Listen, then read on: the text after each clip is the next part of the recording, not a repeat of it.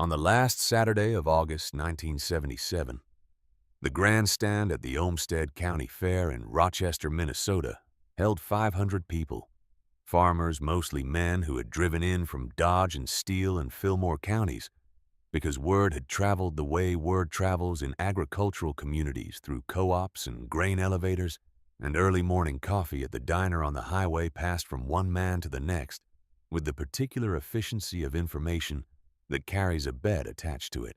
They had come to watch a seed company lose $25,000, or to watch an old woman lose her dignity in public.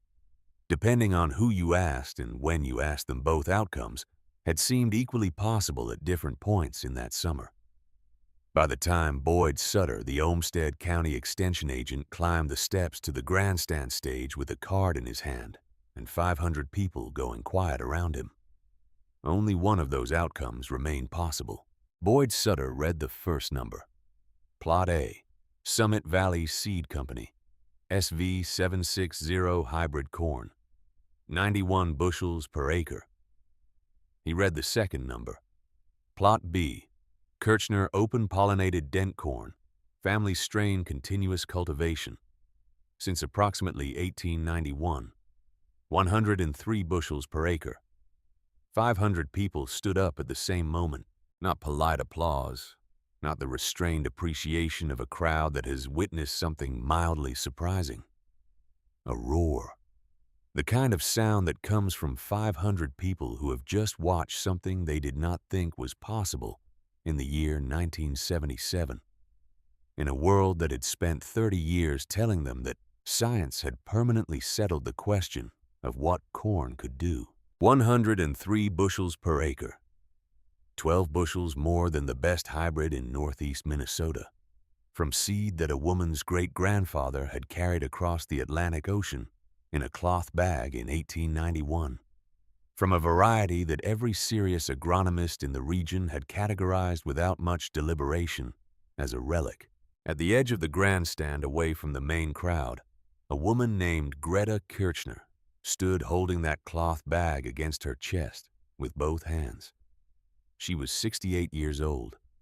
She was wearing what she always wore, canvas trousers, a work shirt faded to the color of winter sky boots that had walked a great many rows of corn in a great many seasons. Her face was the face of someone who has spent 43 years outdoors in a Minnesota climate, marked by it, and not displeased about that marking. She did not pump her fist. She did not shout. She stood at the edge of the grandstand with 500 people making noise around her, and nodded slowly once the way a person nods when something she has known for a long time has finally been confirmed for everyone else. Let me tell you how we got here, because this story did not start in 1977. It did not start at the Olmsted County Fair. It did not start with a seed company making a bet or a crowd of 500 farmers deciding to watch the outcome. It started in Saxony, in a valley along the Elbe River.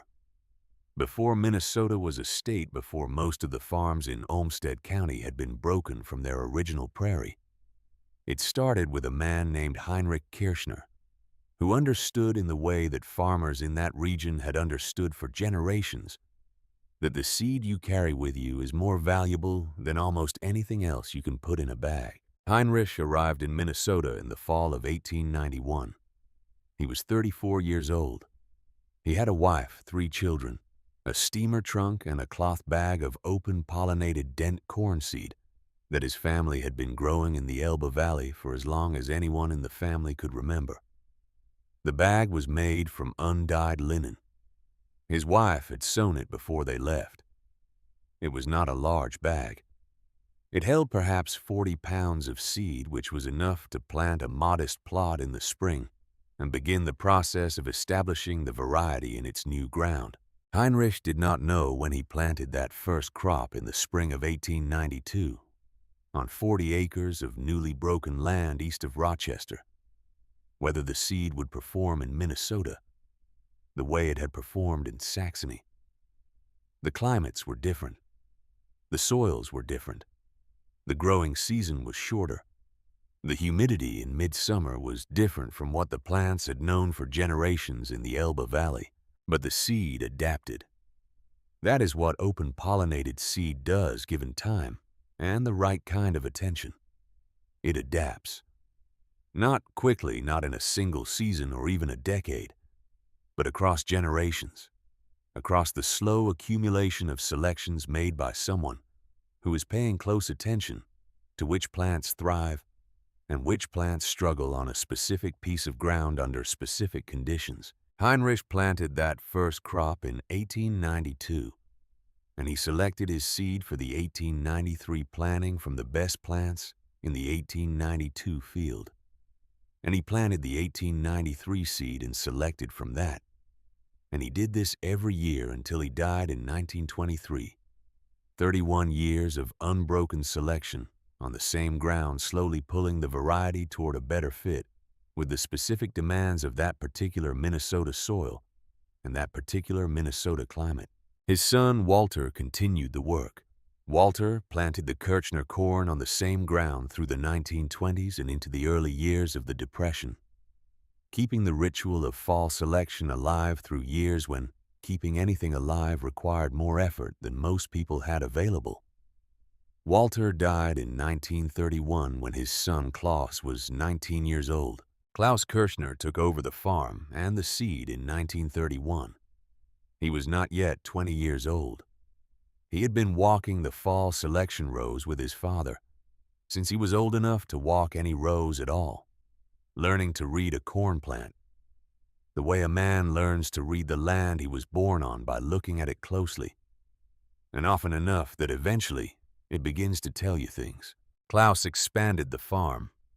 He broke additional ground through the 1930s, increasing from the original 80 acres Heinrich had farmed to 160 acres by 1940, and eventually to 200 acres by the time his daughter Greta was old enough to understand what the farm was and what it required of the people who ran it. Let me tell you about Klaus Kirchner, because he matters to this story in the specific way that fathers matter to the stories of the daughters who learn their most important things from them. Klaus was not a man who explained himself at length. He was not a farmer who theorized about what he was doing or why it worked. He simply did the work season after season with the focused consistency of someone who has found the thing he is supposed to be doing and sees no reason to spend time on anything else. Every October after the harvest was in and the fields had been turned, Klaus would walk his corn, not the way a man walks a field to check on it, but slowly, deliberately, the way a man walks when he is looking for something specific. He carried a cloth bag over his shoulder and a length of white ribbon in his shirt pocket. When he found a plant that met his standard, he tied the ribbon around the stalk and moved on. He was looking for specific things. The stalk had to be straight and thick, resistant to lodging, rooted deep enough that a week of August wind would not tip it. The ear had to be positioned at the right height on the plant, not so high that the silk would be late, not so low that it would be lost in wet conditions. The ear itself had to be tight-husked long enough to indicate good kernel development, heavy enough when you held it that the weight felt like something a season of sunlight had been compressed into. But here is the thing that separated what Klaus did from what most seed selectors of his era did. He did not select from the best plants in the field. He selected from 200 different plants spread across the entire field, choosing one ear from each selected plant, and the plants he chose were not necessarily the tallest or the heaviest or the most immediately impressive. They were the plants that fit the standard while representing the full range of locations in the field, the wet spots and the dry spots, the sandy knoll on the north end, and the heavy clay ground near the drainage ditch on the south. He was maintaining diversity. He understood without necessarily using that word or any academic framework around it that a population of corn plants that could only perform well in the best conditions of the best part of the field was a population that would fail you in the years when the conditions were not the best. He wanted a population that carried within it the genetic capacity to handle whatever the field and the season threw at it. 200 ears from 200 different plants every October for 30 years. When Greta was 7 years old, Klaus began taking her with him on the fall selection walks. She was small enough that the corn stalks towered over her in those early years, and she had to look up to see the ears that her father was evaluating. He did not explain much during those first walks. He simply had her watch. He wanted her to see how he moved through the field, how he looked what he stopped at, and what he passed by. He wanted the motion of it to become familiar to her before the reasoning behind it became relevant. By the time Greta was 12, Klaus was explaining what he was looking for and why. By the time she was 15, he was asking her to identify candidates and then listening while she explained her reasoning, correcting her when she was wrong, confirming her when she was right, never making the correction feel like a failure, and never making the confirmation feel unearned. This was how knowledge moved in families like the Kirchners, not through documents or formal instruction, through presence, through the particular education of walking the same field with someone who has already learned what the field has to teach, and being shown slowly how to see what they see. Greta planted her first independent crop in 1934. She was 25 years old, recently married farming the ground her father had given her, adjacent to his own acreage. She selected her own seed that fall from her own field using the process Klaus had taught her.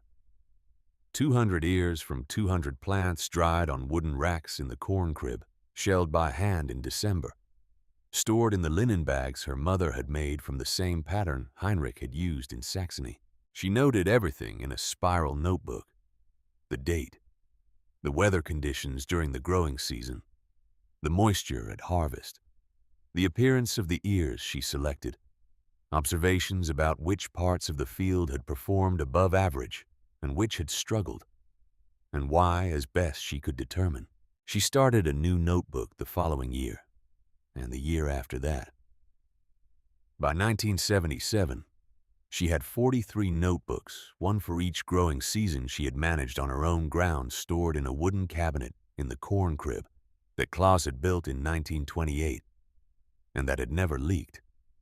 43 years of unbroken observation from a single field. No university laboratory in the United States had that. No seed company had that. What they had was controlled trials on selected plots over a limited number of years, which was enormously valuable for what it measured, but was not the same as 4 decades of continuous adaptation between a specific seed population and a specific piece of ground. The Kirchner corn knew this ground, and the ground in the particular way that agricultural ground reflects the management it has received knew the Kirchner corn. Klaus Kirchner died in the spring of 1961. He had been ill through the winter and had known by January that the illness was not going to resolve. He spent the last months of his life on the farm, moving through the routines he had maintained for 40 years, not because he was unaware of what was happening, but because the routines were what he had, and he preferred them to the alternative of stopping. In the fall of 1960, a year before he died, Klaus had been well enough to walk with Greta on the annual selection walk. He was slower than he had been.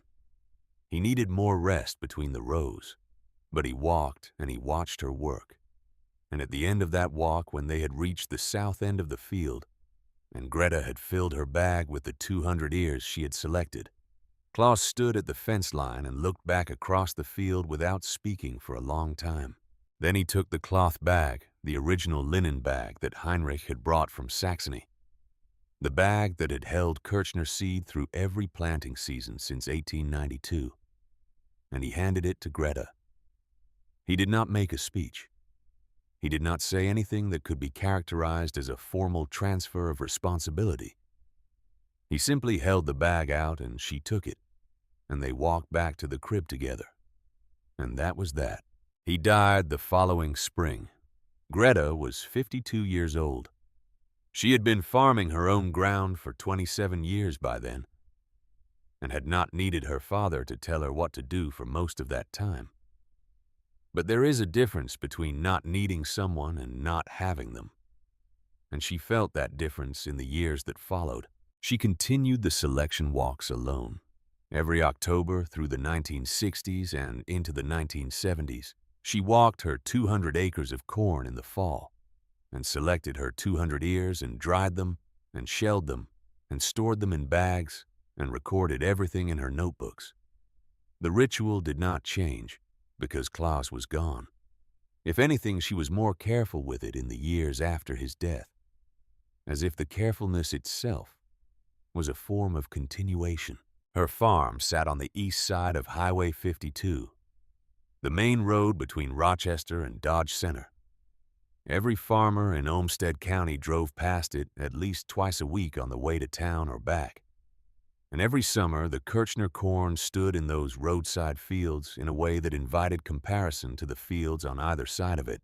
The neighboring farms were planting hybrid seed by the mid-1960s. Summit Valley Seed Company had been selling into the county since the late 1950s, and by 1970, their SV760 hybrid dominated the region. The SV760 was a good product. It was bred for the specific soil and climate conditions of northeast Minnesota, tested over 7 years, promoted with the full weight of a company that had spent $300,000 developing it, and had the yield data to back up every claim they made. On Highway 52, you could see the difference between the Kirchner fields and the hybrid fields from a moving vehicle. The hybrid corn was taller, more uniform, darker green, every plant nearly identical to the plants around it. The kind of visual consistency that signals modern agricultural science at work. The Kirchner corn was shorter, varying by several inches from plant to plant, a lighter shade of green irregular, in a way that the eye trained to expect uniformity read as inferior. Farmers driving past would say something about it. "That is Kirchner corn," they would tell whoever was in the passenger seat. "Her people brought it from Germany. She will not plant anything else." Some said it with respect, the recognition of a woman who had maintained something worth maintaining, for reasons she understood even if they did not. Some said it with something closer to pity, the feeling you get when you watch a person insist on a position that the evidence has overtaken. Lorraine Voss said it with exasperation. Lorraine was 41 years old in 1977. She had graduated from the University of Minnesota with a degree in agronomy in 1958 and had been working in agricultural sales since 1962. She had joined Summit Valley Seed Company in 1968 and had been the regional sales representative for Olmsted County since 1969. She was by any reasonable measure good at her job. She believed in the SV76, the way a person believes in something they have watched work repeatedly under rigorous conditions. The data was real. The yield improvements were real. The disease resistance was real. Everything Summit Valley told farmers about the SV760 was true. Everything that is, except for the part that had not been tested yet. Lorraine had been visiting the Kirchner farm every spring since 1971. 6 visits over 6 years, each one following approximately the same pattern. She would drive down the gravel lane to the farmstead park near the equipment shed, find Greta somewhere on the property, and begin her presentation with the same data she had refined and updated from year to year. Yield comparisons, side-by-side trial results. Performance graphs that showed the SV760 consistently outperforming every open-pollinated variety tested against it by 8 to 12 bushels per acre. The data was honest. Lorraine was not a woman who sold things she did not believe in. Greta listened to each presentation with the polite attention of someone who has already made up her mind, but sees no reason to be rude about it. When Lorraine finished, she would look at the numbers for a moment, and then say something that addressed the argument without conceding the conclusion. On the first visit, Greta had said that her corn did fine, which Lorraine countered by pointing out that fine was not the standard when better was available. On the second visit, Greta had said that fine on ground her family had farmed for 80 years was not the same as fine on a test plot, which Lorraine countered by noting that the trial results were drawn from commercial field conditions. On the third visit, Greta had said something that Lorraine could not argue with, and that stayed with her through every subsequent visit. "My corn has been growing on this ground for 86 years, Greta said. Your hybrid has been growing for 7. Come back when you have 86 years of data." Lorraine had no answer for that. Not because it was unanswerable in theory, but because answering it honestly would have required acknowledging something she was not prepared to acknowledge. That the yield trial data, real as it was drawn from a limited number of years under conditions that represented the normal range of the growing season, and did not necessarily capture what happened at the extremes. She came back anyway. She came back in 1974 and 1975 and 1976, each time with updated data. Each time with the same result. Greta listened. Greta declined. Greta continued planting the seed she had been planting since 1934. The farm on Highway 52 was Lorraine's most visible failure. Not the only operation that was not buying Summit Valley seed, but the most public one. The one that sat on a state highway where every farmer in the county could see it and make their own comparison and draw their own conclusions about what it meant that the Kirchner woman was still planting open-pollinated corn in 1976, while everyone around her had moved on. In February of 1977, Lorraine sat down at her kitchen table with a legal pad and wrote out a proposal that she had been thinking about for most of the previous year. She brought the proposal to Earl Braddock, the chairman of the Olmsted County Fair Board, at the board's annual planning meeting in the second week of February. The proposal was straightforward.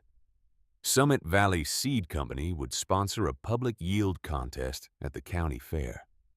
Any farmer in Olmsted County who believed her corn could outperform the SV760 under identical conditions was invited to enter.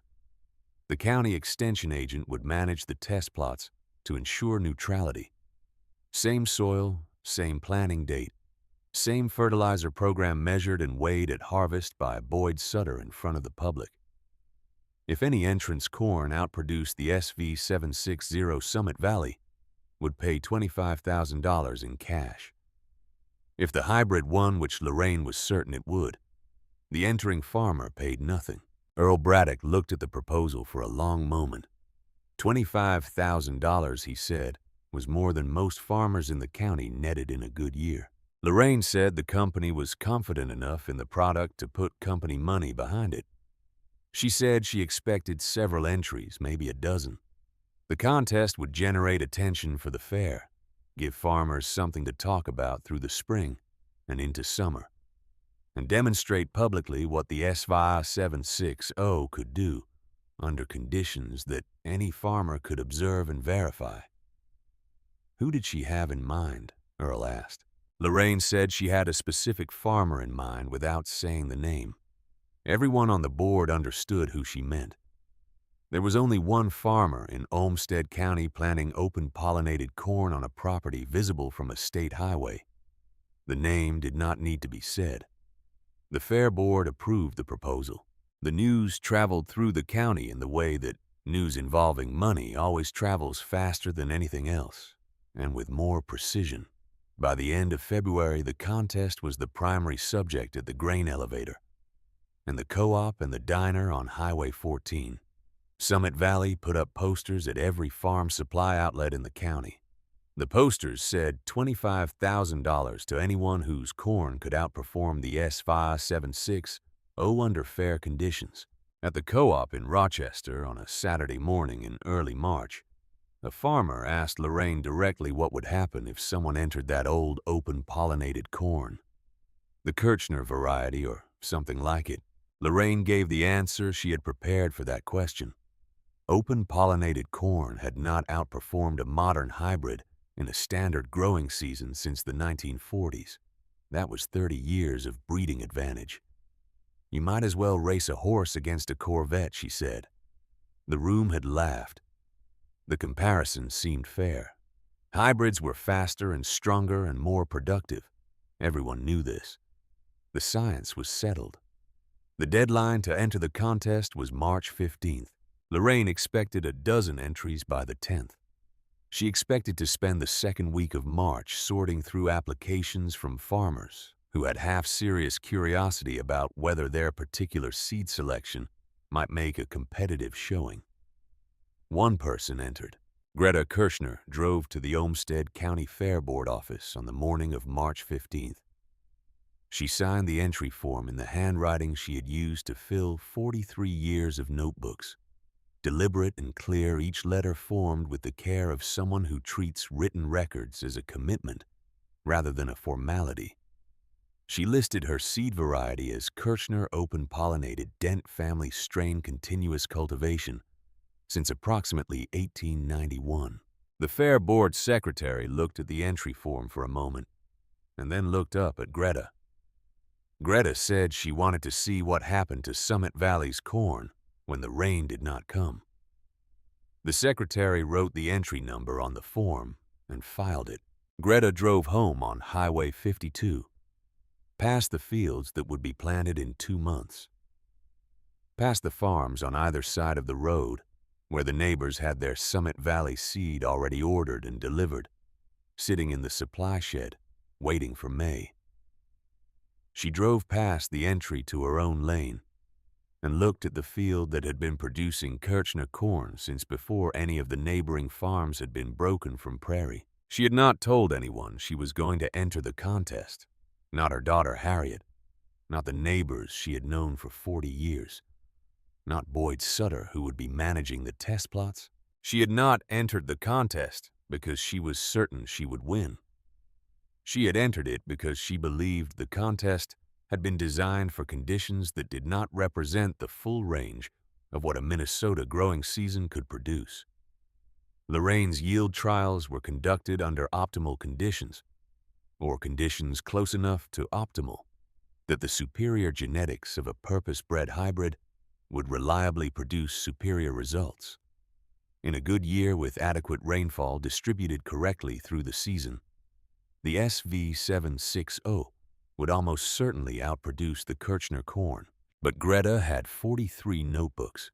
She had 43 years of records from a single field, and those records included not only the good years, but the difficult years, the dry Julys and the late frosts, and the years when the rain came at the wrong time, and the years when it did not come at all. She had watched her corn respond to all of it, and she had watched what happened to the hybrid fields around her during the difficult years.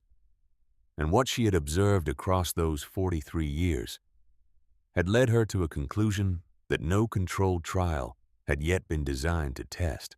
She was not farming for the best year. No one was. Every farmer in Olmsted County would tell you that the good years took care of themselves. It was the bad years that took everything you had built in the good years and tested whether it was built to last. It was the bad year that determined whether you were still farming the following spring. She drove down the lane to the farmstead, parked beside the equipment shed, and went inside to check on the seed stock she had stored through the winter. The cloth bags were on the wooden shelves where they always were labeled in her handwriting, each one representing a fall selection walk and a December shelling session, and the particular care she had taken every year since Claus handed her the original bag on a cold October afternoon in 1960. She lifted one of the bags and held it for a moment. The linen was soft from decades of handling, worn to a smoothness that had nothing to do with weakness. The seed inside shifted with the particular dry sound of corn that has been properly dried and properly stored. Outside the highway, 52 fields were empty in the March cold, waiting for May. In 2 months, she would plant this seed in the same ground it had been learning for 43 years. In 6 months, 500 people would stand in a grandstand, and a man named Boyd Sutter would read 2 numbers from a card. She put the bag back on the shelf, closed the corn crib, and went inside to make coffee. There was work to do. The planting date was May 6th. Boyd Sutter arrived at the Olmsted County Fairground at 6 in the morning with a soil probe, a fertilizer spreader, and the kind of careful attention to procedure that men in his position develop over years of being the neutral party. In situations where neutrality is the only thing preventing the whole enterprise from collapsing into argument. He had been the county extension agent for 11 years. He had managed test plots before. He had not managed one with $25,000 attached to it and 500 people planning to show up for the results. He tested both plots before anything went into the ground, 2 adjacent half-acre sections on the east side of the fairground property. The same soil type across both, the same drainage, the same exposure to morning sun and afternoon shade from the tree line to the west.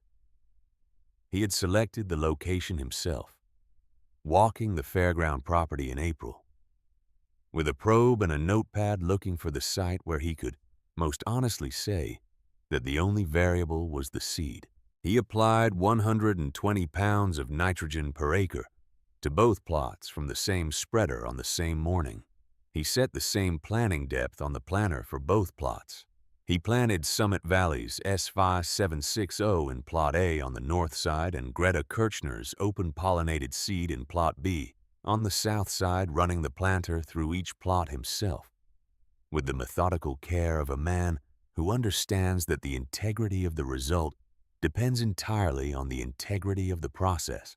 The SV760 seed had been delivered by Lorraine Voss in treated bags, coated with fungicide and insecticide, each kernel uniform in size and shape, the product of a breeding program that had spent years selecting for kernel consistency, because consistent kernel size produces consistent planting depth, which produces consistent emergence, which produces the uniform stands that the yield trial data was built on.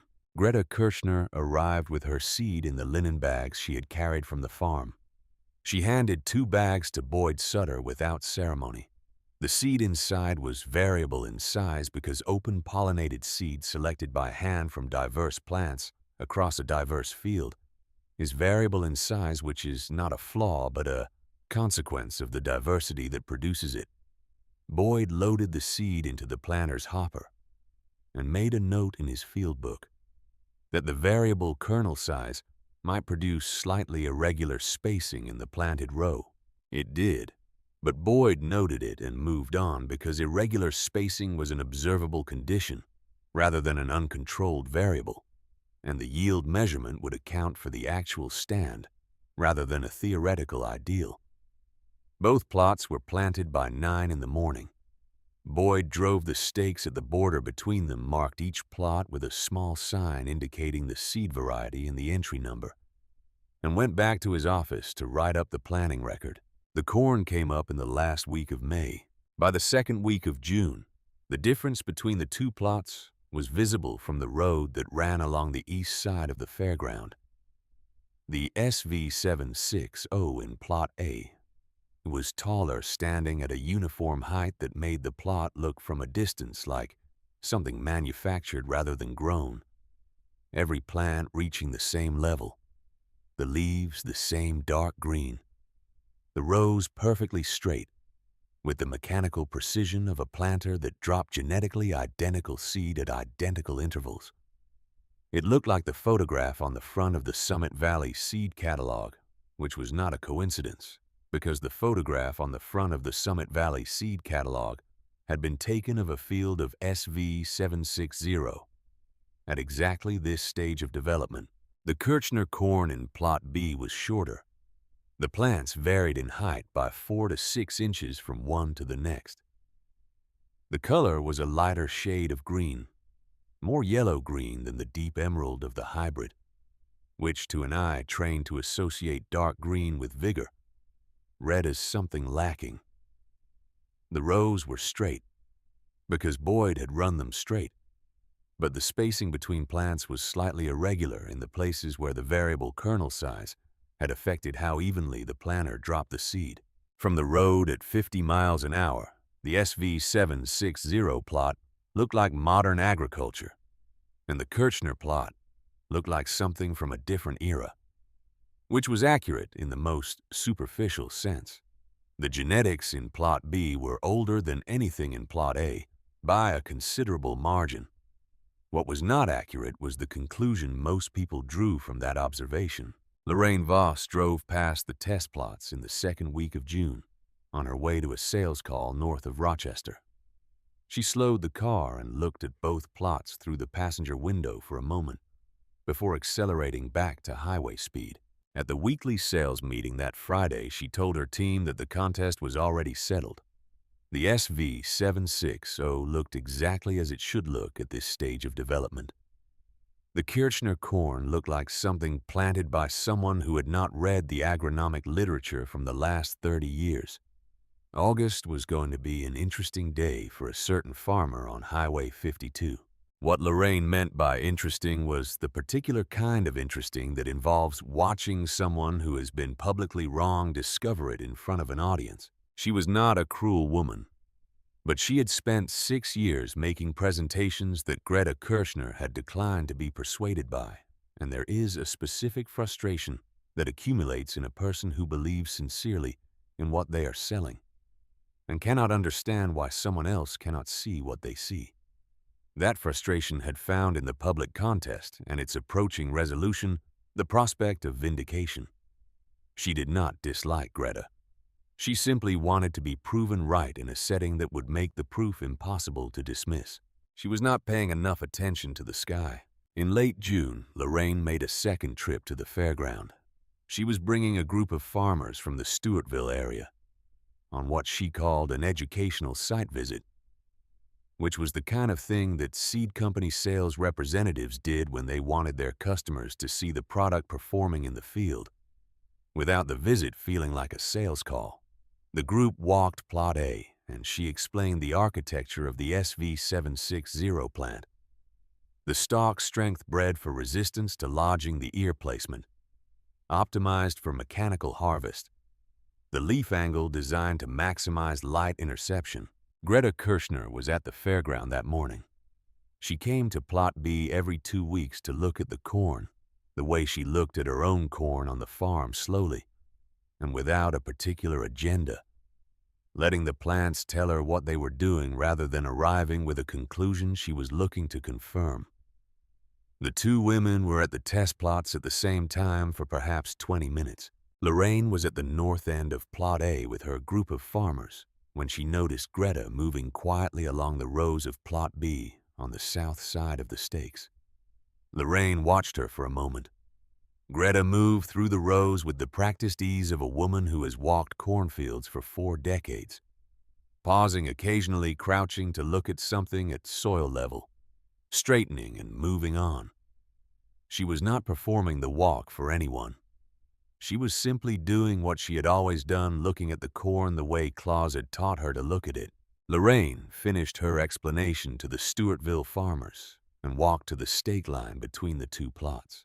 She said that was what modern science looked like, gesturing toward the SV760 behind her. Greta looked up from the row she had been examining. She looked at Lorraine for a moment without expression. Then she looked at the sky to the west, where a thin line of cloud was building along the horizon. Then she went back to what she had been doing. She did not say anything. She did not need to. The sky she was looking at was saying what she would have said if she had been inclined to say it. July arrived. The rainfall total for the month of June had been slightly below average. Not significantly, not enough to stress the crop at the early growth stages, when the plants were drawing on soil moisture reserves that the spring rains had replenished adequately. But the June deficit was the beginning of a pattern that would define the summer of 1977 in Olmsted County, in the way that weather patterns define summers in agricultural communities. Permanently the summer of the drought, the year people referenced afterward when they were talking about what dry really meant. July rainfall came in at 40% of normal. Not zero, not catastrophic in the visible immediate way of a true drought year. But 40% of normal in July in a Minnesota cornfield means the soil moisture is declining every week without being replenished. and the subsoil which the plant roots are reaching toward as the surface dries is beginning to draw down as well. The Extension Service soil moisture reports showed a steady decline through the first 3 weeks of July. Boyd Sutter read those reports and drove out to the fairground test plots twice in July to take soil moisture readings at both sites. The readings were the same at both sites, which was the point. Boyd was not there to help either entry. He was there to document what both plots were experiencing, so that whatever happened in August could be understood in context. What was happening in both plots by the 3rd week of July was visible in plot A. The SV760 plants were responding to moisture stress. The leaves were curling inward along their length. The plant's mechanism for reducing the surface area exposed to the drying air, reducing water loss at the cost of reducing photosynthesis. The tassels which carry the pollen that fertilizes the silk and produces the kernel were showing signs of delayed emergence. In a well-watered year, the SV760 tassel emerged at a specific growth stage and shed pollen for a specific window of time that overlapped reliably with silk emergence from the developing ear. Under moisture stress, the tassel emergence was delayed and the window shortened. Every plant in plot A was showing these symptoms at the same time and to approximately the same degree. This was the consequence of what made the SV760 what it was. The entire plot was a single genotype replicated across several hundred individual plants.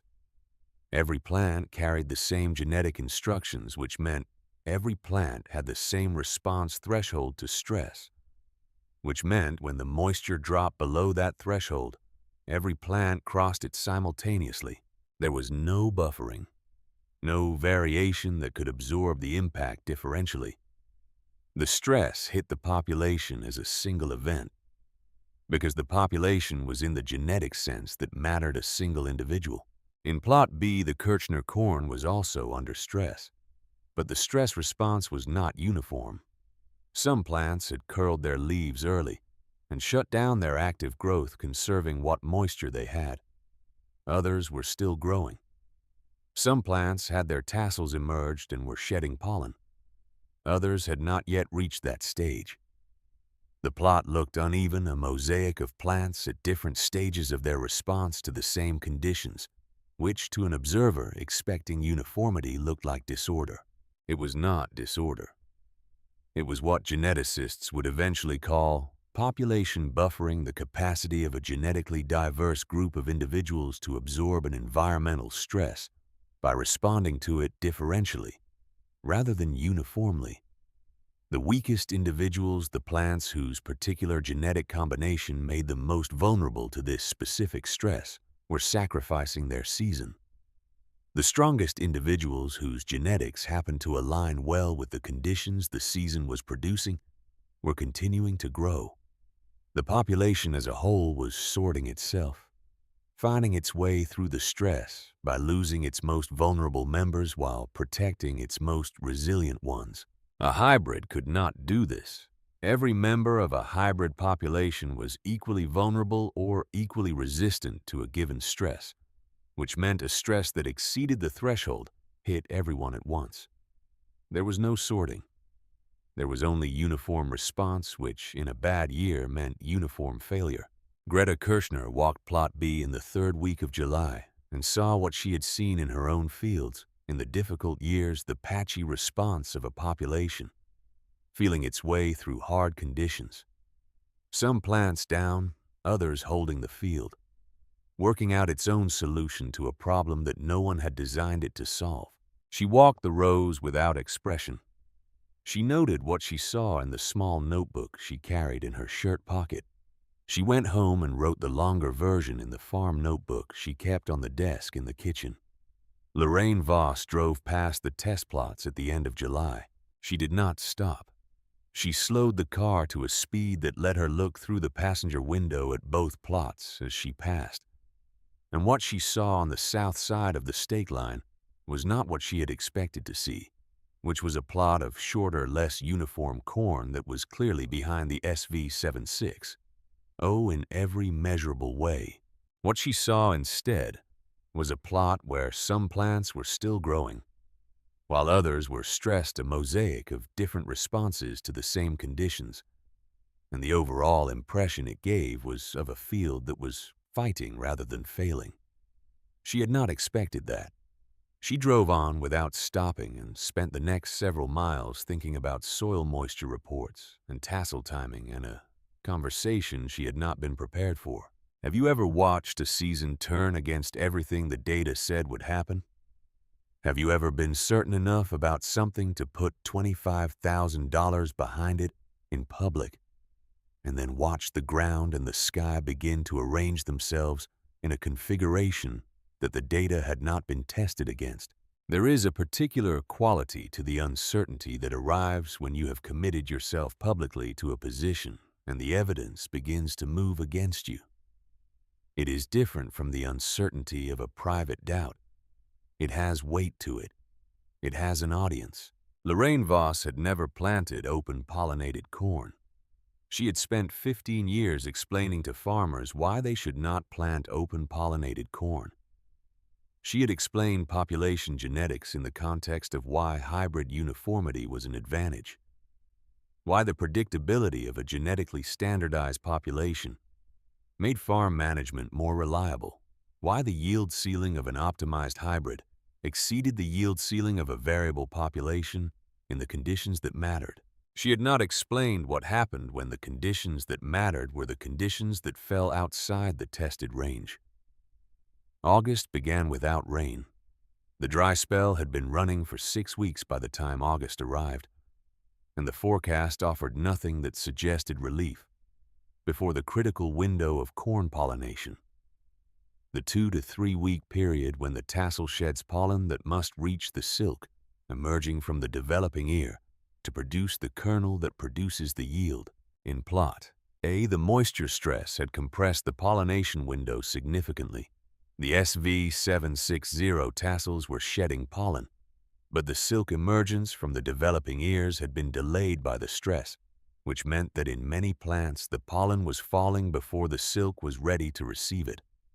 When pollen falls on silk that has not yet emerged, or on silk that has dried out in low humidity before it can be fertilized, the kernel does not form.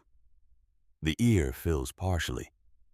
The rows of kernels that should run the length of the ear have gaps where kernels should be and are not. This was happening uniformly across Plot A. Every plant on the same schedule, every ear with the same pattern of incomplete fill. Because every plant had experienced the same stress at the same intensity and responded the same way. In Plot B, the staggered development that the variable genetics produced had created something that no one had designed, but that was working precisely as a solution to the problem the season had produced. Because different plants reached the pollination stage at different times, there was always some plan in the plot. Shedding pollen when other plants were producing silk. The pollination window for the population as a whole was longer than the window for any individual plant within it. Silk that emerged late found pollen still available. Ears that developed slowly because their plants had shut down early in the stress and then recovered had access to pollen from plants that were still on schedule. The ears in Plot B were not uniform. Some were full. Some were partial. Some had gaps. But the average ear fill across the plot was higher than in Plot A, because the population's diversity had created a pollination system that the stress had not been able to shut down entirely. Greta had been walking Plot B every week since June. By the 1st of August, she had a good enough sense of the ear fill situation to form an estimate of what the harvest would show. And the estimate was better than she had expected when she entered the contest in March. She did not tell anyone. She drove home from the fairground on the 1st of August and sat at the kitchen table and wrote in her notebook. She noted the ear fill observations, the estimated percentage of full sets versus partial sets, the condition of the plants that had borne the most of the stress, and the condition of the plants that had come through it best. She wrote what she saw in the same plain, specific language she had used for 43 years. Then she closed the notebook and started supper. On the evening of August 19th, the night before the contest results were to be announced. At the fair, Lorraine Voss drove to the fairground alone. She parked on the east side of the property and walked to the test plots in the last of the evening light. She stood at the stake line between Plot A and Plot B and looked at both of them for a long time without anyone watching her. She was a thorough enough agronomist to read what both plots were telling her. The SV760 ears were undersized. The husks did not have the tight, full look of an ear with complete kernel set. She could see it without opening the husks. The plants that had experienced the most severe stress had ears that were notably light, the silk end of the ear showing the sunken, collapsed appearance of incomplete fill. Plot B was patchy. There were plants in it that had clearly not had a good season. But there were also plants that had ears that looked fuller than anything in Plot. A deep-husked ears on plants that had, by some combination of their genetics and their position in the field, threaded their way through the stress and come out with a crop. She stood there until the light failed, and she could no longer see the distinction clearly. Then she walked back to her car and drove home. She had a reasonable idea of what the numbers would be the next morning. She was not certain because yield is not visible from the outside of a husk, and plots have a way of surprising even people who have read them carefully. But she had been in cornfields long enough to know what full ears looked like and what partial ears looked like, and the distribution she had seen in both plots had given her enough information to form an estimate. She did not call anyone that night. She did not report to the company. She sat in her kitchen with a cup of coffee and thought about a conversation she had been having with Greta Kirchner for 6 years, in which she had always been the person who knew more, who had the data, who was explaining the science to someone who was relying on tradition rather than evidence. She was beginning to understand that she had been measuring the wrong things. Now let me tell you about the night Greta Kirchner spent before the contest results. It was the evening of August 19th, the same evening Lorraine was standing at the stake line between the two plots, reading the ears in failing light. Greta was at her kitchen table. She had been at the fairground that morning, the last time she allowed herself to walk the plot before the harvest. She had seen what she had been watching develop for 6 weeks. The staggered ears in various stages of fill the population, having done what it had been doing for 86 years, which was find its way through difficult conditions by means of the diversity that made uniform performance impossible and survival likely. She knew the ears were better than the hybrid ears. She had been growing corn long enough to know what she was looking at. But knowing something in your own field and knowing it in front of 500 people are different kinds of knowing, and the distance between them is filled with variables you cannot control. A mechanical problem with the harvest equipment, a calibration error in Boyd Sutter's weigh wagon, a section of Plot B that she had not walked that had experienced conditions she had not observed. Any of these could produce a number that did not reflect what she believed the season had produced. She sat at the table for a long time. She opened the cabinet beside the desk, the wooden cabinet that Klaus had built in 1928 and that held the farm notebooks going back to 1934, and she took out the oldest one, the first notebook from the first season. She had managed the ground on her own. The cover was stiff and slightly warped from decades of temperature changes in the corn crib. The pages were the color of old newspaper. The handwriting on the first page was hers from 1934, younger and slightly less certain than the handwriting she used now, but recognizable as the same hand. She turned the pages slowly. She was not reading for information. She had memorized most of what was in these notebooks, the way you memorize something you have returned to many times. not as a deliberate act, but as the consequence of sustained attention. She was looking at the physical fact of the notebooks, the weight of 43 years of seasons recorded in ink on paper, the accumulated evidence that what she had been doing had been worth doing regardless of what one yield contest in one drought year was going to say about it. But underneath that certainty was something else, something that lived deeper than certainty and was harder to name. Klaus had given her the bag in the fall of 1960. He had watched her walk the selection rows on her own for the first time, and at the end of the walk, he had handed her what Heinrich had carried across the ocean in 1891, what 3 generations of Kirschners had maintained and extended and adapted to Minnesota, ground through the years when everyone around them was doing something different.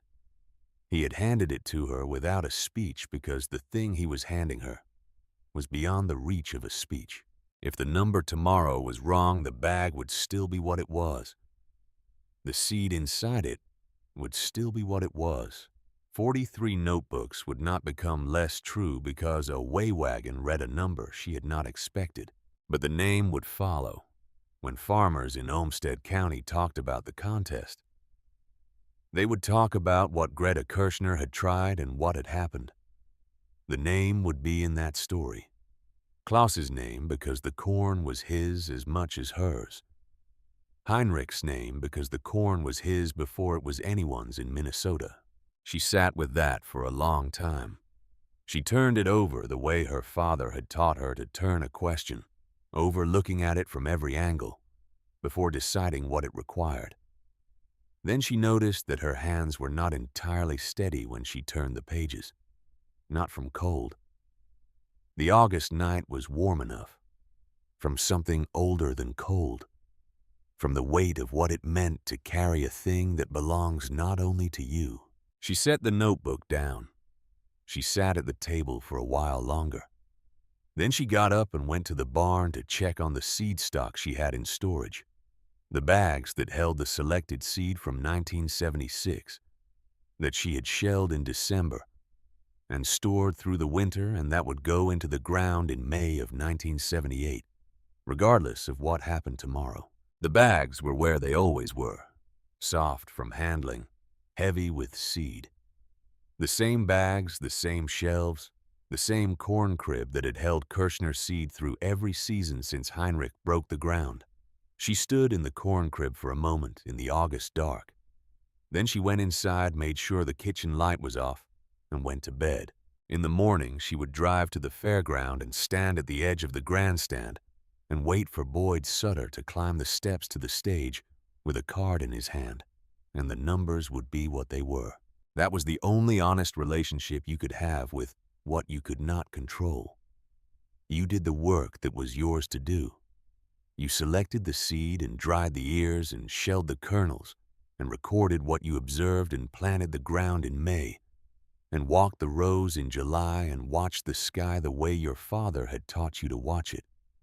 And then you stood at the edge of the grandstand in August and waited for what the season had decided. The ground told you things if you were willing to listen. She had been listening for 43 years. Tomorrow, 500 people would hear what it had been saying. Boyd Sutter arrived at the fairground before 7 on the morning of August 20th, with his combine, his way wagon, and the particular composure of a man who has decided that whatever happens today, his job is to measure it accurately and announce it clearly, and that everything beyond those 2 things is not his responsibility. The crowd had been gathering since before 8. Farmers from Olmsted County came first, the ones who had been watching the test plots since May, who had driven past the fairground on their way to town, and looked at both plots through their truck windows, and formed opinions they had been carrying through the summer, waiting for this morning to confirm or overturn them. Then the farmers from the surrounding counties arrived, the ones who had heard about the contest through the co-op networks and the grain elevator conversations, and had driven to Rochester specifically for this. because $25,000 and a public yield contest between a seed company and an open pollinated variety was the kind of event that did not happen often and was worth a morning of driving. By 9 o'clock, the grandstand was full. Boyd Sutter counted what he estimated at 500 people and stopped counting. Lorraine Voss was at the Summit Valley booth near the south end of the grandstand. She had set up the booth the evening before with the company banner and the yield trial charts and the information sheets about the SV760 program, the materials she brought to every county fair in her sales territory every summer.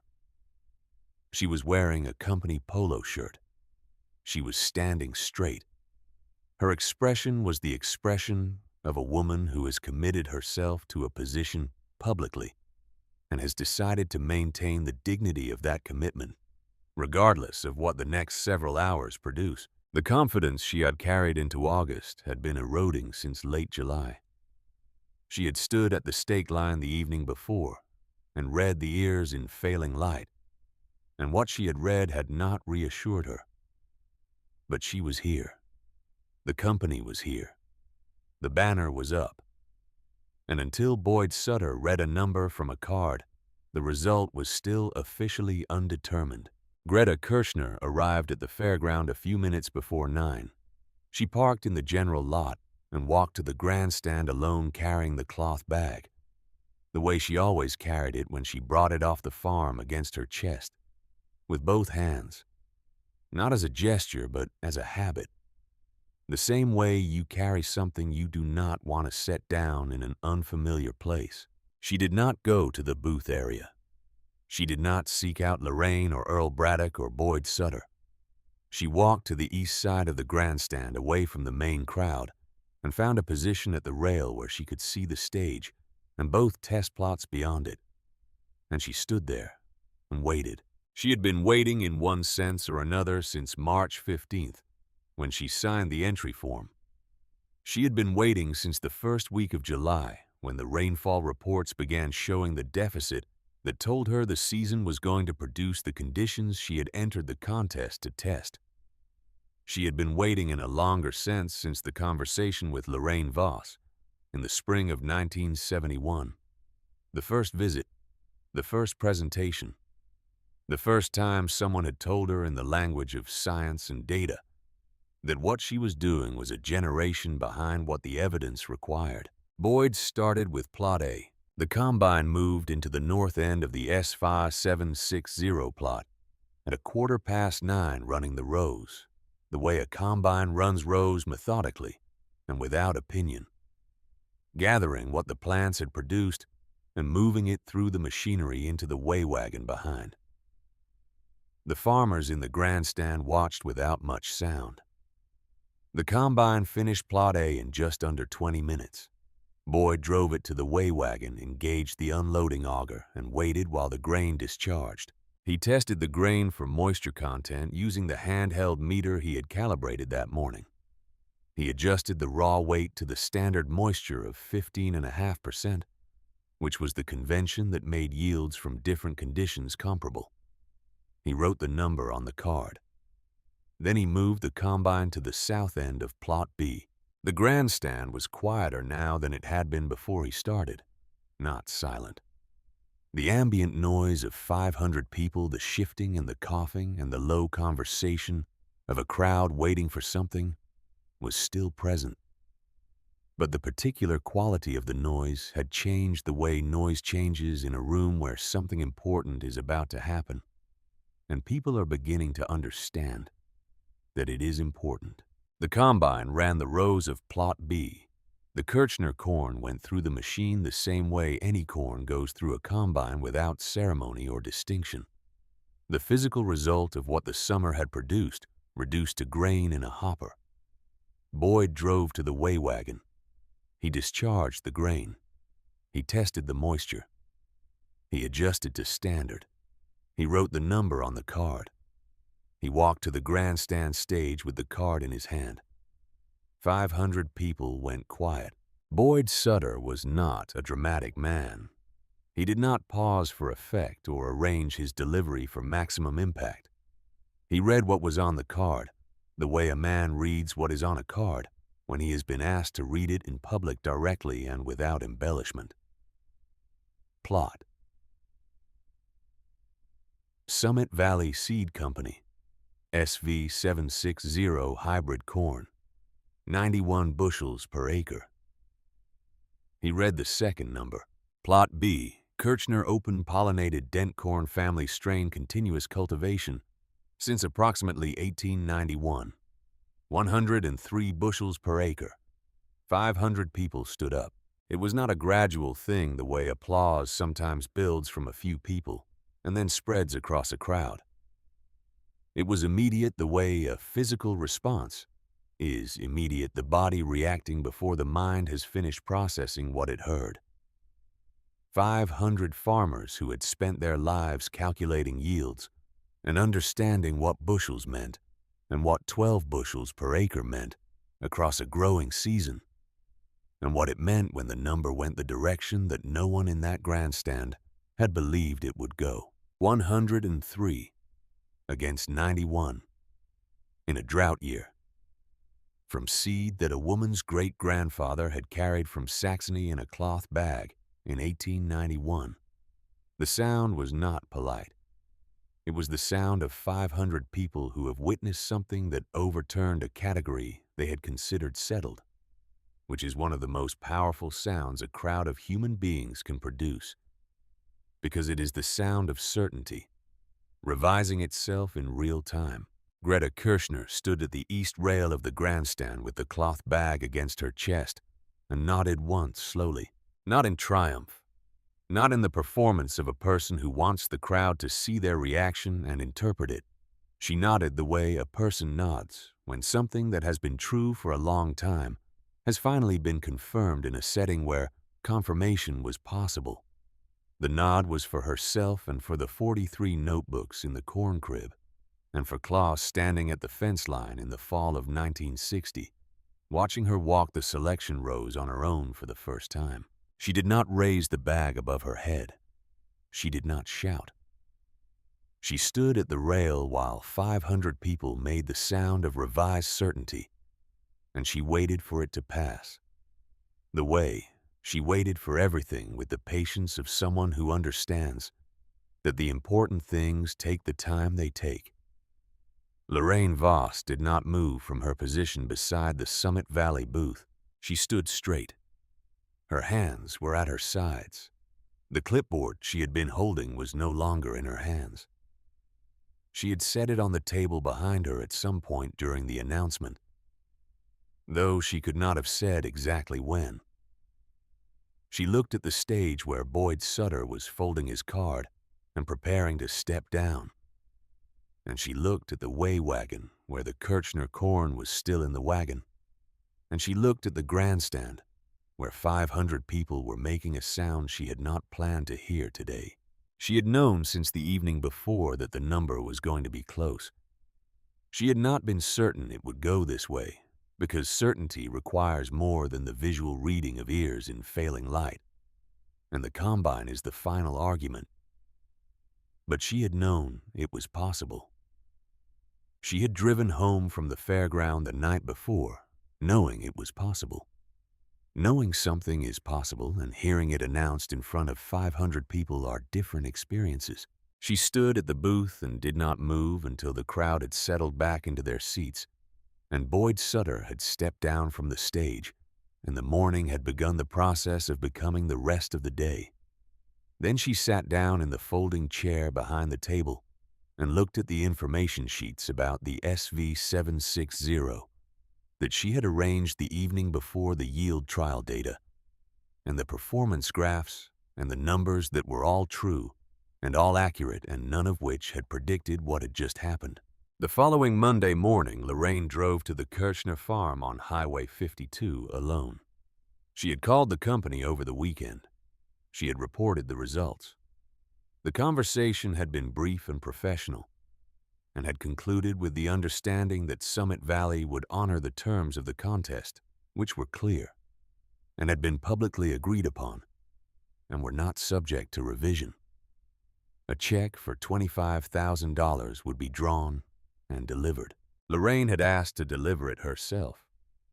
She drove down the gravel lane to the farmstead and parked beside the equipment shed and sat in the car for a moment before getting out. Then she walked to the farmhouse door and knocked. Greta opened the door and looked at her for a moment. Then she opened the door wider and stepped back, which Lorraine understood as an invitation to come in. They sat at the kitchen table. Lorraine set the envelope on the table between them. Greta looked at it without picking it up. Lorraine asked why she had entered. She asked it directly because she had been thinking about it since the evening she stood at the stake line between the two plots and read the ears in failing light. And she did not have an answer that satisfied her. And she had driven to this farm because Greta Kirchner was the only person who could give her one. Greta said she had entered because Lorraine had designed the contest for a normal year. She said it without accusation. She was stating a condition, not making an argument. The contest had been designed assuming conditions that fell within the range the SVI 760 had been tested against, conditions where its genetics would express themselves the way they were bred to express themselves reliably and at a high level. Greta had entered because she wanted to see what happened to that corn when the season produced conditions outside the tested range. She had watched her neighbor's hybrid fields in difficult years for long enough to form a hypothesis. The contest had given her the conditions to test it publicly. Lorraine asked what the hypothesis was. Greta said that hybrid uniformity was an advantage in good years and a liability in bad ones. That a population where every individual was genetically identical had no capacity to absorb stress differentially. When the threshold was crossed, every plant crossed it together. There was no sorting, no buffering, no individuals strong enough to carry the population through, while the weaker ones fell back. The stress hit the whole field like a wall hitting a wall. Her corn failed individually, Greta said. Some plants in a difficult year gave up their season so others could complete theirs. The population sorted itself. The result was not uniform, and it was not pretty, and it did not look like the photograph on the front of the seed catalog. But the average outcome across the population in a difficult year was higher than the average outcome of a population where every individual failed together. She said it in the plain language she used for everything related to the farm. Not the language of academic agronomy, but the language of 43 years of walking a field and watching what it did under every condition a Minnesota summer could produce. Lorraine sat at the kitchen table and listened. She had a graduate degree in agronomy from the University of Minnesota. She had been explaining the science of hybrid corn to farmers in Olmsted County for 15 years. She was hearing from a woman who had never attended a university and had never published a paper and had no credentials that any institution would recognize an accurate description of the genetic mechanism that had produced the result that 500 people had watched a county extension agent announce from a grandstand stage on a Saturday morning. She was hearing it described in language that was clearer than anything she had found in the literature. Because the literature had not been looking for this. The literature had been built on testing hybrids under conditions that rewarded hybrid performance, because those were the conditions that most growing seasons produced. And science tends to test the things it expects to find. Greta Kirchner had been testing a different thing for 43 years. She had been testing what happened at the edge of the range in the years when the conditions did not cooperate in the seasons that fell outside the normal distribution that the yield trials were built on. And she had 43 notebooks of results from a single field that no controlled trial had been designed to replicate. Lorraine asked what she was going to do with the money. Greta said she was going to build a seed bank. She said it the way she said everything, simply and without elaboration, until elaboration was invited. Lorraine asked what kind of seed bank. Greta described what she had been thinking about for several years. a climate-controlled storage building on the farm property, insulated temperature regulated with wooden shelves that could hold hundreds of cloth bags of open pollinated seed. Not only Kirchner corn, she had been collecting other varieties for years, trading seed with farmers at the county extension meetings and the state fair, corresponding with agricultural experiment stations in Minnesota and Wisconsin and Iowa, about varieties they maintained that were not commercially available: dent corn, flint corn, flour corn, popcorn, open-pollinated varieties from different genetic backgrounds with different adaptations to different conditions.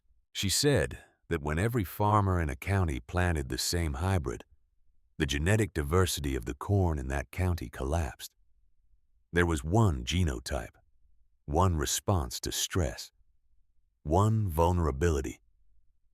A single disease, a single pest, a single climatic event that the hybrid had not been bred to handle could fail every farm in the county simultaneously because every farm was planted with the same seed. Diversity was insurance, Greta said. Every variety in the building she planned to construct was a policy against a disaster that had not happened yet. You could not buy that insurance from a company. Companies sold uniformity because uniformity was what the market rewarded in normal years. The insurance existed in the seed itself, in the variation carried within and between open pollinated populations, and it could only be maintained by someone who grew it and selected it and stored it and planted it again the following spring. Lorraine sat at the kitchen table in the Kirchner farmhouse for a long time. She was sitting across from a woman she had spent 6 years trying to persuade to abandon exactly what Greta had just described as the most important thing she was doing. She had arrived at this farm every spring with data that was accurate and conclusions that were reasonable given what the data showed. And she had been wrong in the specific way that a person is wrong when they have the right numbers and the wrong question. She had been asking what produced the highest yield in a normal year. Greta had been asking what allowed a farming operation to survive the years that were not normal. These were different questions with different answers. And the seed company that had spent $300,000 developing the SV76 had optimized its product for the first question without fully accounting for the second. Lorraine picked up the envelope from the table and slid it across to Greta's side. $25,000. Greta picked up the envelope and set it beside the stack of notebooks on the kitchen desk without opening it. She would deposit it at the bank in town on Tuesday and then contact the builder she had already spoken to about the storage structure. Lorraine asked one more question before she stood to leave. She asked whether Greta had known when she entered the contest in March that 1977 was going to be a dry summer. Greta said she had not known. No one knew what a season was going to produce in March. What she had known was that dry summers happened, that they were part of the range of conditions that a Minnesota corn operation had to account for, and that the contest gave her the conditions she needed to test what she had been observing in her own fields and her neighbors' fields for years. She had entered because the worst year was the year that mattered. In farming, the good years took care of themselves. The bad year was the year that determined whether you were still farming the following spring. She wanted to see what happened to a hybrid when the year was bad. Now she had seen it, in front of 500 people. With a county extension agent measuring the result, Lorraine drove back to Rochester on Highway 52, past the test plots which Boyd Sutter had already harvested and was in the process of closing out. The stakes were still in the ground. The fairground was quiet on a Monday morning, the crowds from the weekend gone, the temporary booths being taken down. She drove past without stopping. She resigned from Summit Valley Seed Company in the spring of 1981. She did not leave because of the contest. She left because the company in the years following 1977 had responded to the drought year data by emphasizing the SV76OH's normal year performance rather than examining the question that the contest had raised. The company's position was that 1977 had been an anomalous year, and that the long-term yield data continued to support the SV760 as the superior choice for Olmsted County conditions. This was defensible as a statistical argument. It was not. Lorraine had come to believe an honest one. She had been in Greta Kirchner's kitchen. She had asked the question and received an answer that she could not unhear. The worst year is the year that matters.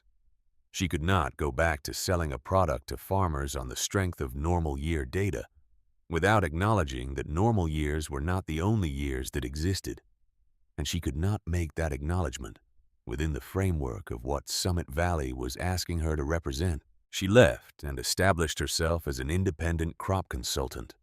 Her first consultation with every new client followed the same structure. She assessed the operation, the acreage, the soil types, the historical yield data, the equipment, the financial position. Then she made her primary recommendation. Plant your best hybrid on 80% of your acres, she said. It will give you the highest average yield in the years that most closely resemble the conditions it was bred for, which is most years.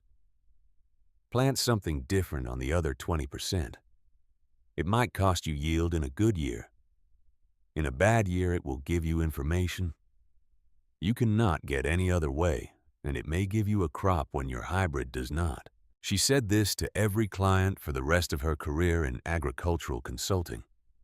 She said it to farmers in Olmsted County and Dodge County and Steele County and Fillmore County, to operators with 40 acres and to operators with 2,000 acres, to men who had been farming for 30 years, and to young farmers in their first decade. She never told them where the recommendation came from. She did not explain the contest or the kitchen table or the woman on Highway 52 who had declined to be persuaded for 6 years. She did not need to.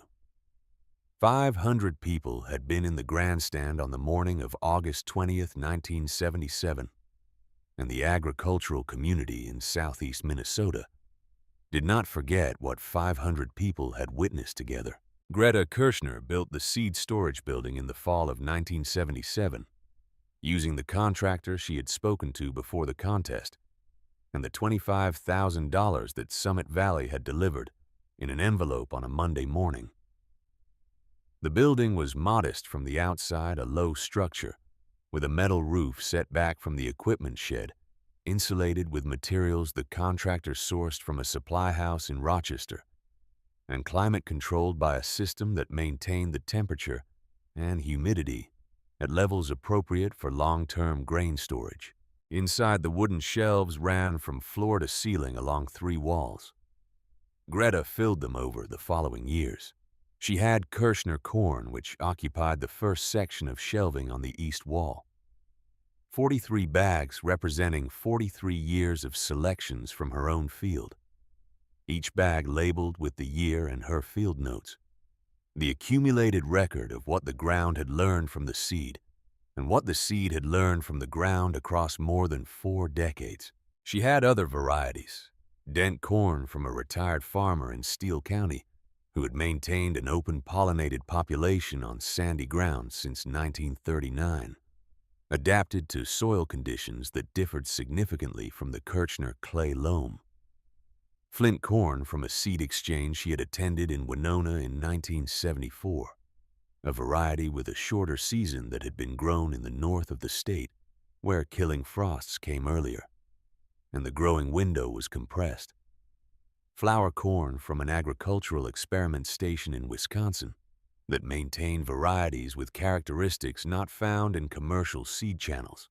She collected through correspondence and through the network of farmers who knew her through the county agricultural meetings and through the 500 who had been at the fair and the wider community that had heard about the fair, through the word-of-mouth transmission that moved through agricultural communities like rain through drainage tile faster underground than visible on the surface. By 1985, the shelves held more than 90 varieties. By 1990, more than 120. By the time Greta stopped actively adding to the collection in the early 1990s, The building held 140 varieties of open-pollinated corn, representing genetic diversity that no commercial seed program had assembled from the upper Midwest in any organized way. She maintained the collection the way she had always maintained the Kirchner corn, by growing it. Every variety in the building was grown out on a small plot on the Kirchner property every 3 to 4 years, the seed refreshed from the grown-out crop, the bags replaced when the linen aged to the point where it might compromise the seal.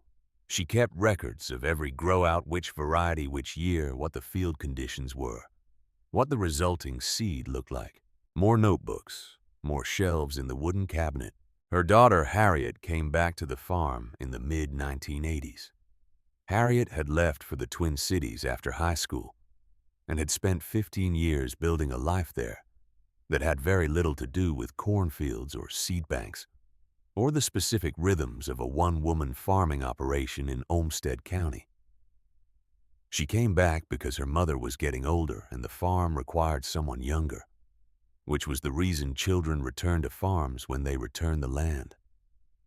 Calling back the people it needs, the way land has always called people back.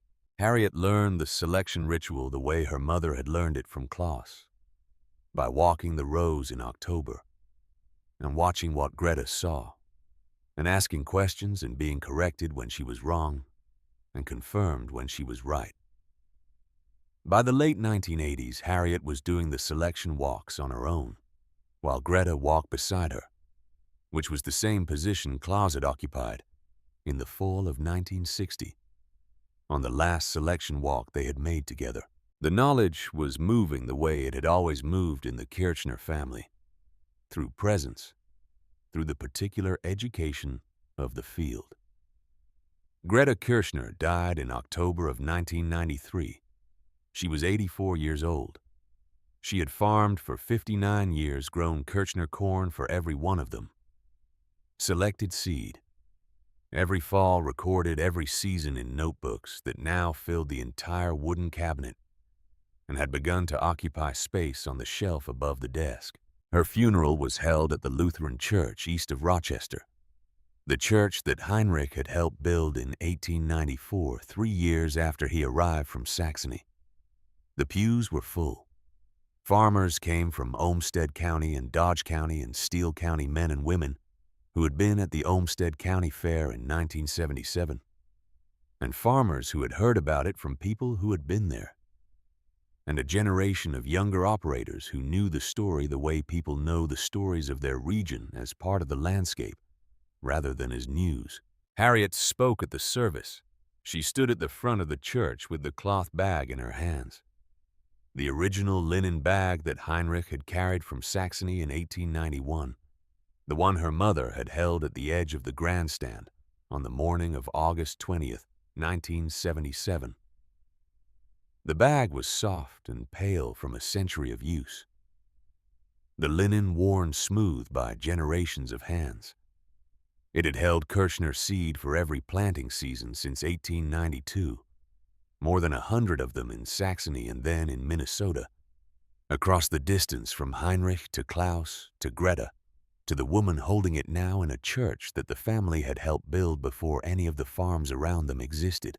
Harriet said that her mother had saved seed for 59 years, every fall 200 ears, every December the shelling and the storage, every spring the planting of what the previous year's selection had produced. She said that the corn had expected to be chosen by a woman who knew it. The corn had expected to be walked in October by someone who understood what she was looking for, and why, who had learned that understanding from the person who walked before her, and who would teach it to the person who walked after. The corn expected this because it had been receiving this attention for more than 100 years, and the attention was part of what it was. Her mother had given the corn what it expected, and the corn had given her mother 103 bushels in a drought year, when the best hybrid in Olmsted County had given 91. Harriet held up the bag. "This bag is more than 100 years old," she said. "The seed in it is older than any company, any laboratory, any hybrid breeding program in America. It is alive because someone chose it every fall for more than a century. That is not farming. That is a relationship. And you cannot buy a relationship from a seed catalog. 2 years after the funeral, Harriet donated the collection to the University of Minnesota. 140 varieties of open-pollinated corn, the most significant private collection of its kind, assembled in the upper Midwest, transferred to the North Central Regional Plant Introduction Station, where it was catalog tested and incorporated into the university's permanent genetic resource archive. The Kirchner corn, the variety that Heinrich had carried from Saxony in 1891, was tested by university geneticists in the years following its donation. The tests found several characteristics that had not been observed in the commercial hybrid populations the university routinely worked with: a root architecture that extended deeper into the subsoil than any cultivated corn variety in the station's collection, which the researchers identified as a likely mechanism for the variety's drought performance. A photosynthetic response pattern under moisture stress that differed from commercial varieties in ways that could explain the pollination window behavior that Greta had observed in 1977. Traits that had been selected for generation after generation by women walking a field in October, by the particular attention of people who understood that the seed and the ground were in a conversation that no laboratory had yet learned to fully translate. The Kirchner traits were used in 3 university breeding programs in the years that followed, incorporated into lines aimed at developing drought-tolerant corn for the Great Plains, where water was the limiting resource for a growing population of farmers on a shrinking aquifer. The papers that came from those programs cited the Kirchner collection. They cited Greta Kirchner by name. Summit Valley Seed Company closed its doors in 2004, absorbed by a larger regional seed company that discontinued the SV 760 line the following year, when it was succeeded by newer genetics. The cloth bag that Greta had held at the edge of the grandstand on the morning of August 20th, 1977, is in a display case at the Olmsted County Historical Museum in Rochester. It sits beside a photograph taken that morning, the image showing Greta at the edge of the grandstand with the bag against her chest, and 500 people standing behind her, their mouths open and their arms raised in the moment of hearing 103 bushels announced from the stage. The bag is behind glass now. The photograph is black and white. But the seed that the bag represents the genetics that Heinrich carried across the Atlantic Ocean in the fall of 1891 in a cloth sack on a steamship, heading toward a country he had never seen. Those genetics are alive. They are in the university archive, in a temperature-controlled room with fluorescent lights and metal shelving, and the careful documentation of an institution that understands what it is preserving. They are in the breeding lines of programs working on problems that Heinrich could not have imagined when he filled the bag in the Elbe Valley and handed it to his wife to pack. They are alive because someone chose them every fall for more than 100 years. Because Claus walked the rows and taught his daughter to walk the rows. Because Greta stood in a corn crib on the night of August 19th, 1977, with her hands on a linen bag that had seen more seasons than she had, and understood that the weight she was holding was not $25,000, and not a county fair contest, and not 6 years of a saleswoman's presentations. It was a conversation between a piece of ground and a family conducted in the language of seed and season, and the particular attention of people who understood that what they were doing could not be done quickly, and could not be done once, and could not be delegated to a laboratory or purchased from a catalog. It could only be grown, season after season, by someone who knew the ground and was known by it. The hybrid was bred for the best year. The old corn was bred for the worst, and the worst year is the one that matters.